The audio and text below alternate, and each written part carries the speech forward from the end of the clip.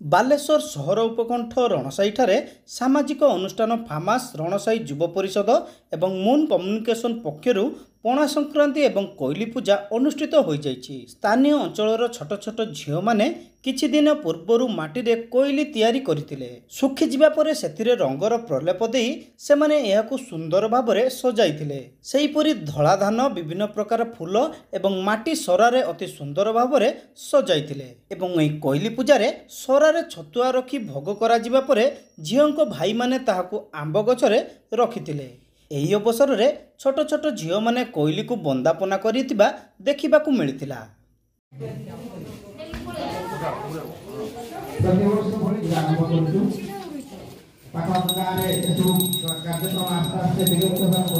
ସ୍ଥାନୀୟ ରଣସାଇ ସ୍କୁଲ ପରିସରରେ ଆୟୋଜିତ ସଭାରେ ଅବସରପ୍ରାପ୍ତ ବ୍ୟାଙ୍କ କର୍ମଚାରୀ ଗୋପାଳ ଜେନାଙ୍କ ଅଧ୍ୟକ୍ଷତାରେ ଏକ ସଭା ଅନୁଷ୍ଠିତ ହୋଇଥିଲା। ଫକୀରମୋହନ ସାହିତ୍ୟ ପରିଷଦର ପୂର୍ବତନ ସଭାପତି ଡକ୍ଟର ଶିରିଷ ଚନ୍ଦ୍ର ଜେନା ମୁଖ୍ୟ ଅତିଥି ଭାବେ ଯୋଗଦେଇ କୋଇଲି ପୂଜା ସମ୍ପର୍କରେ ଆଲୋକପାତ କରିଥିଲେ। ପୂଜା କରିବେ ଏବଂ ସେମାନେ ଏ ପରିବେଶ ସୁରକ୍ଷା ସହିତ ପଶୁ ପକ୍ଷୀଙ୍କ ସୁରକ୍ଷା ସହିତ ଗୋଟିଏ ନୂତନ ନିର୍ମାଣ କୌଶଳ ସେମାନେ ଅଧ୍ୟୟନ କରିବେ। ତେଣୁ ବନ୍ଧୁଗଣ, ଏଇଭଳି ତିନୋଟି କଥାକୁ ନେଇ ଆମର ପାରମ୍ପରିକ ମଣିଷ ମାନେ এই কোইলি পূজনর ব্যবস্থা করিলে। এই যে ছোটিয়া ঝিও সেমানে কোইলি পূজা করিবে, কোইলিকু সে বাপ ঘর যেমতি শ্বশুর ঘরকু যাব সে ব্যবস্থা করিবে, ভারতীয় দেবে পাট ছতা এইটি মূর্তি হয়েছে এবং কোইলি মূর্তি উপরে সেমানে পাট ছতা তৈরি করছন্তি। মুখ্য বক্তা ভাবে প্রফেসর শান্তনু দাস এথিরে যোগদেই মଣିଷ ସମାଜରେ ଯେତେବେଳେ ପ୍ରକୃତି ଠାରୁ ଦୂରେଇ ଯାଉଛି ସେତେବେଳେ ସମସ୍ତେ ଏହି ପରମ୍ପରାକୁ ମନେ ପକାଇବା ସହିତ ତାହାକୁ ଉଜ୍ଜୀବିତ କରି ରଖିବା ପାଇଁ ମତାମତ ଦେଇଥିଲେ।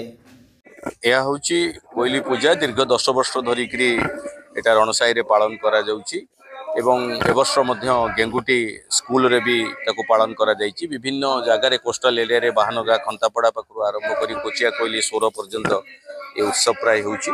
ଏଥିରେ ମୁଖ୍ୟ ରୂପରେ ବସନ୍ତ ଋତୁର ଆଗମନର ସୂଚନା ପ୍ରଦାନ କରାଯାଉଥିବା କୋଇଲିକୁ ହିଁ ପୂଜା କରାଯାଏ।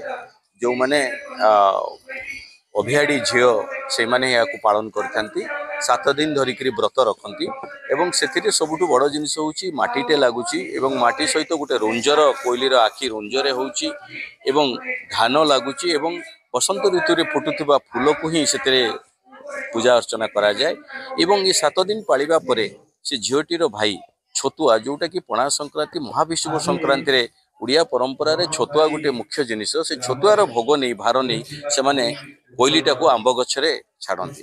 ତେଣୁ ଏଠି ଆମକୁ ବୁଝିବାକୁ ପଡ଼ିବ ପ୍ରକୃତି, ପରିବେଶ ଏବଂ ପରମ୍ପରା ପାଇଁ ମଣିଷ, ବୃକ୍ଷ ଏବଂ ପକ୍ଷୀ, ଏ ତିନୋଟି ତ୍ରିଭୁଜର 3ଟି ପଏଣ୍ଟ, ଯେଉଁ ପଏଣ୍ଟ ଉପରେ ଆମେ ମଣିଷ ଚାହିଁଲେ ହିଁ ଗୋଟେ ପରିବେଶକୁ ସଜାଡ଼ି ପାରିବ, ଗଛ ଲଗେଇ ପାରିବ ଏବଂ ସେଇ ପରିବେଶରେ ଯଦି ଗଛଟେ ବଢ଼ିବ ସେଥିରେ ପକ୍ଷୀଟେ ରହିବ। ତେଣୁ ମଣିଷ ସେଇ ଯେଉଁ ତ୍ରିଭୁଜର ମୁଖ୍ୟ ରୂପରେ ଗୋଟେ ପରମ୍ପରାକୁ ଏବଂ ପ୍ରକୃତି ପରିବେଶକୁ ସଜାଡ଼ିବାରେ ହିଁ ସାହାଯ୍ୟ କରିବ। ତେଣୁ ଇଏ କୋଇଲି ପୂଜା, ଇଏ ଆମ ବାଲେଶ୍ୱର ଗ୍ରାମୀଣ ପରମ୍ପରାର ଗୋଟେ ଅନନ୍ୟ ଉତ୍ସବ ଏବଂ ଏ ଉତ୍ସବରେ ଆମକୁ ଭାଇ ଭଉଣୀ ଭିତରେ ଥିବା ଭଲ ପାଇବା ଏବଂ ପ୍ରେମ, ଦ୍ୱିତୀୟରେ ବୃକ୍ଷ ସହିତ ମଣିଷର ଯେଉଁ ସମ୍ପର୍କ ଏବଂ ଗୋଟେ ପକ୍ଷୀ ସହିତ ମଣିଷର ସମ୍ପର୍କ, ଏ ତିନିଟାର ସମ୍ପର୍କକୁ ନେଇକରି ଇଏ ପ୍ରକୃତି ପରିବେଶ ପରମ୍ପରାର ଉତ୍ସବ କୋଇଲି ପୂଜା। ଅନ୍ୟତମ ଅତିଥି ଭାବେ ରଣସାଇ ସରପଞ୍ଚ ସୂର୍ଯ୍ୟକାନ୍ତ ବେହେରା ଯୋଗଦେଇ କୋଇଲି ପୂଜାର ଆଭିମୁଖ୍ୟ ଏବଂ ରଣସାଇ ପଞ୍ଚାୟତରେ ଏହାକୁ ସୀମିତ ନ ରଖି ଆଗାମୀ ଦିନରେ ଅନ୍ୟ ପଞ୍ଚାୟତ ଏବଂ ଜିଲ୍ଲା ସ୍ତରରେ ଏହାକୁ ବୃଦ୍ଧି କରିବା ପାଇଁ ସମସ୍ତଙ୍କୁ ଆହ୍ୱାନ ଦେଇଥିଲେ। ସର୍ବପ୍ରଥମେ ତ ମୁଁ ଧନ୍ୟବାଦ ଦେବି ଅବନୀ ବାବୁଙ୍କୁ।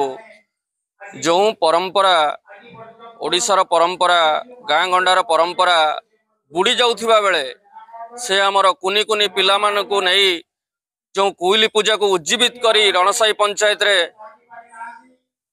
ରଖିଛନ୍ତି, ସେଥିପାଇଁ ସର୍ବପ୍ରଥମେ ମୁଁ ମୋର ଅନ୍ତରରୁ ତାଙ୍କୁ ଶୁଭେଚ୍ଛା ଏବଂ ଅଭିନନ୍ଦନ ଜଣାଇବି। ଏ ପରମ୍ପରା ମଝିରେ କିଛି ଦିନ ହେବ ଟିକେ रुकावट होता।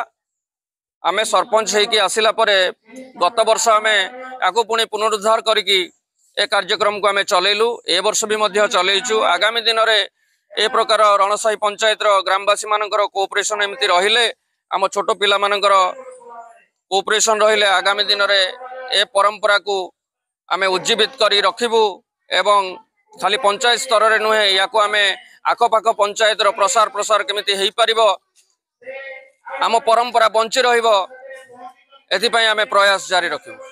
फार्मासर संपादक दिलीप परिड़ा स्वागत भाषण प्रदान करथिले। प्रशांत दास रणसाई हाईस्कूल प्रधान शिक्षक सम्मानित अतिथि भाव जोगदेई वक्तव्य प्रदान करथिले। मून कम्युनिकेशन अवनी कुमार जेना प्रत्यक्ष तत्वावधान रे यह कार्यक्रम आयोजित होइतिला। शेष में भानु जेना समस्त को धन्यवाद देइतिले। यही कार्यक्रम रे स्थानीय अंचल छोट छोट पिला एवं अभिभावक माने सामिल होइतिले। शेष में कुनी पिला माने सांस्कृतिक कार्यक्रम परिवेषण करथिले।